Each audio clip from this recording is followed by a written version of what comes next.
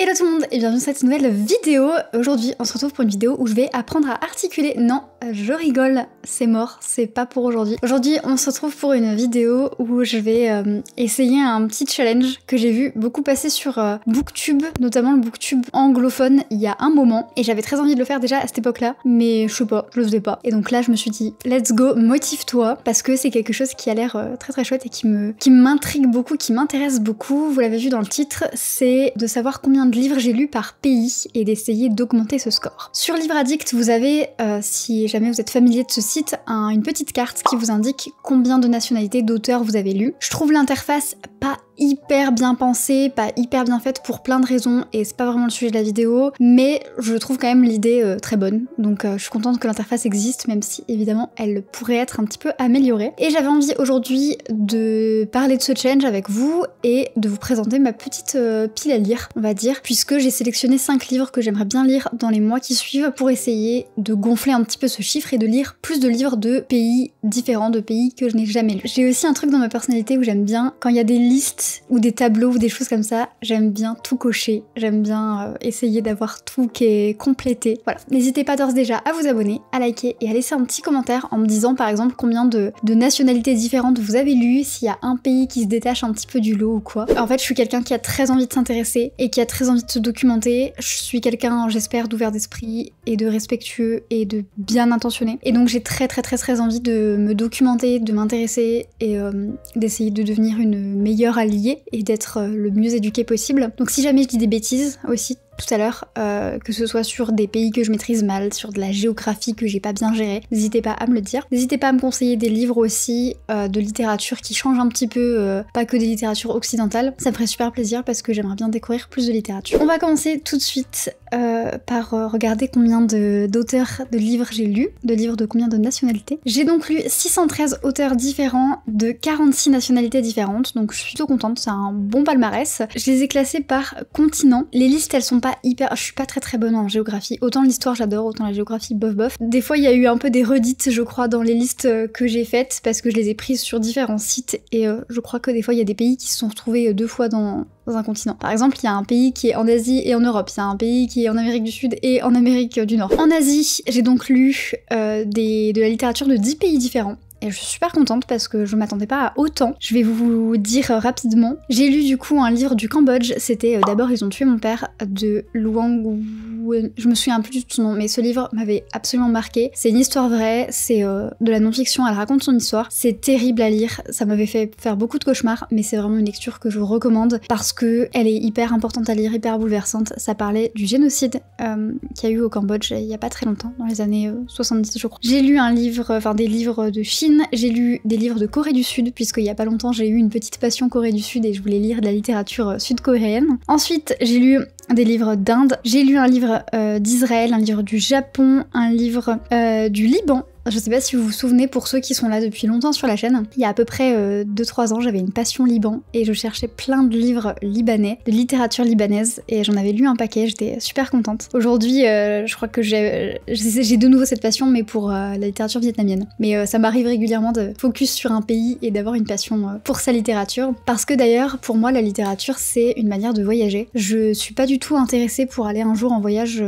en Amérique, ou en Afrique, ou en Asie, ou en Océanie. Mais par contre, j'aime quand même beaucoup voyager et je rêverais de découvrir les capitales européennes en train. Mais des voyages plus longs et plus gros comme ça, en soi, c'est pas que ça m'intéresse pas, c'est que je sais que 1, ça coûte cher et 2, écologiquement, j'ai pas forcément envie de le faire. Ça m'intéresse pas plus que ça. Mais moi, j'adore voyager via les livres. C'est un truc via les vidéos YouTube, peut-être aussi, c'est là pour ça, il faut que ça serve, via les documentaires, via peut-être les restaurants qui existent. Mais alors, via les livres, c'est vraiment mon genre de voyage préféré. Et c'est pour ça aussi que je cherche de la littérature qui colle le plus possible au pays. Parce que lire un livre de littérature, je sais pas moi, centrafricaine, qui a en fait été écrit par une femme qui est née en Centrafrique, mais qui après est partie vivre à Paris, ça m'intéresse pas vraiment. Ou lire un livre, je sais pas moi, écrit par un homme japonais, et en fait toute l'intrigue se déroule à Paris et n'a absolument rien à voir avec la vie japonaise. Pareil, ça m'intéresse pas plus que ça. Parce que moi, ce qui m'intéresse vraiment, c'est découvrir la parole des gens concernés dans une culture que je connais pas, dans un environnement que je connais pas, dans des paysages que je connais pas. C'est vraiment de voyager au même titre que j'aime lire de la fantasy parce que j'aime découvrir des mondes et découvrir des nouvelles relations sociales et découvrir des nouvelles dynamiques et découvrir des nouvelles cultures, des nouvelles traditions, des nouvelles choses. C'est tout comme. Mais par contre, je serais très curieuse de découvrir de la littérature japonaise, même si ça se passe à Paris ou en Allemagne. Mais je serais d'autant plus curieuse si ça se passe au Japon. Et de la même manière, la littérature française qui se passe à l'étranger, ça m'intéresse, mais j'ai toujours ce côté un blanc qui parle de quelque chose qui connaissant plus que ça.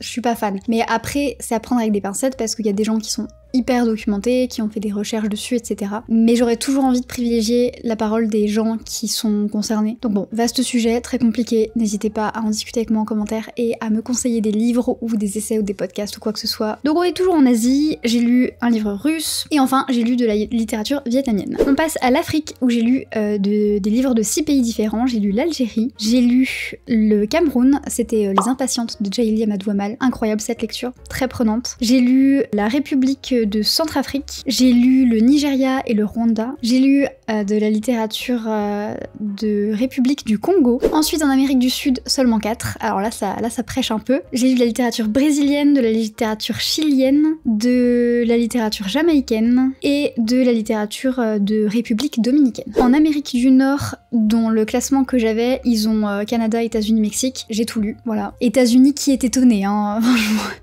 Il y a juste tellement de littérature qui provient de là-bas, en France en tout cas. Parce que ça c'est aussi un problème auquel je suis face. Je veux lire de la littérature étrangère, mais il y a parfois des littératures qui sont pas traduites en français, qui sont moins diffusées en français. Et du coup, ça va être le jeu aussi de trouver des ouvrages qui sont traduits. À la limite, si c'est traduit en anglais, je peux aussi essayer. Mais ça, je trouve que c'est aussi quelque chose, c'est que je l'ai vu quand j'ai fait mes recherches, j'ai pas cherché pour tous les pays. Hein. Je vous dis, pour l'instant, je me suis cantonnée à 5 pays. Mais sur les 198 pays, je crois, qui sont reconnus par l'ONU, je pense pas que les 198, ils soient diffusés largement et traduits en France. D'autant que dans les 198, il y a beaucoup de choses, c'est des petites îles. C'est plus compliqué, je pense, d'avoir des traductions, d'avoir une diffusion plus large, etc., etc. Donc je pense pas que j'arriverai à remplir cette liste à 100%. Trop frustrant, mais on va quand même essayer. En Océanie, j'en ai lu que 2, j'ai lu l'Australie et la Nouvelle-Zélande.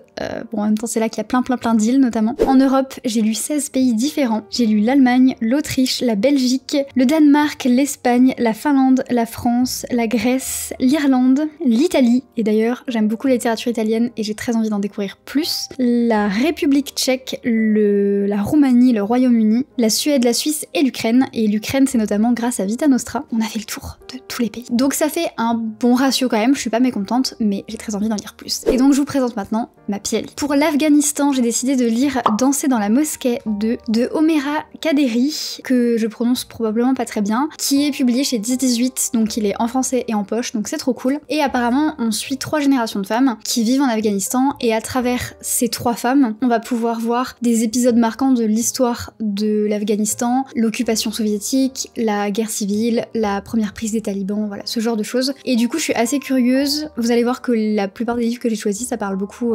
c'est très ancré dans une réalité politique, sociale et économique, parce que moi, c'est vraiment quelque chose qui m'intéresse, de découvrir l'histoire du pays à travers la littérature, et pas juste d'avoir un livre qui se passe dans le pays tranquille ou pépouze, ou un livre qui est écrit par une personne de cette nationalité, mais j'ai vraiment envie de découvrir une réalité politico-sociale. Après, j'ai tout à fait conscience que le pays entier se résume pas à cet événement qui est raconté dans 200 pages de livre. Mais pour moi, c'est un premier pied que je mets dans la culture, un premier pied que je mets dans cette littérature, et qui m'aide ensuite à aller chercher des documentaires, à aller continuer à me documenter, à regarder un petit peu à droite à gauche. Mais en tout cas, j'aime beaucoup quand il y a une réalité politique, sociale et notamment historique. C'est quelque chose qui m'intéresse beaucoup. Et donc cet aspect conditions des femmes, histoire, politique, ça m'intéresse beaucoup. Ensuite, pour la littérature nord-coréenne, j'ai choisi La fille aux 7 noms de... Attention, je vais trop mal le prononcer. Yeonse Lee. En fait, je sais pas comment prononcer, il y a beaucoup de voyelles à la suite et je sais... ma bouche de française occidentale ne sait pas comment prononcer ça. Donc je suis désolée, j'aimerais beaucoup savoir prononcer. Et la littérature